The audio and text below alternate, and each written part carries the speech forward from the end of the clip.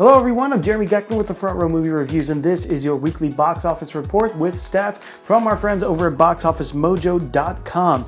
It was a big weekend at the box office for new films, with the top spot going to Christopher Nolan's new film Dunkirk. Now, this true story of the World War II battle brought in an estimated $50.5 million, which makes it the first non-franchise film to take the #1 spot at the box office for the entire summer. Coming in at number 2 this weekend was a very strong and very surprising performance from Girls Trip.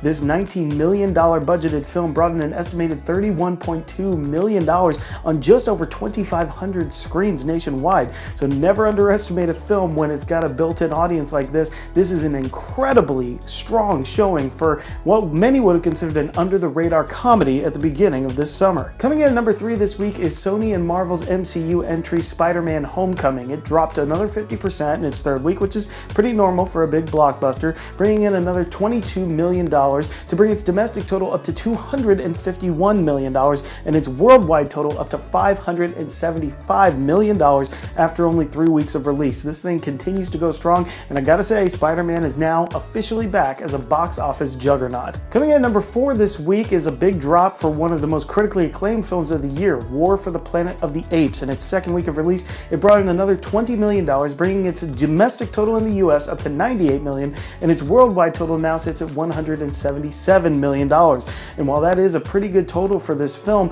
it does not seem to have the steam or the legs behind it for a film of its caliber. Trust me, this is one of the best of the year. I'm hoping that it continues to stay strong and doesn't drop for more than those 30% things that we see, like with what Wonder Woman did for the entire summer. And rounding out the top 5 this week is the last new release, Valyrian and the City of a Thousand Planets. This $179 million blockbuster from filmmaker Luc Besson really has to be said bombed in its first week, bringing in only $17 million, and that is going to be a very big margin to make up. And what is even worse is that we don't even have an accurate foreign total count for this yet.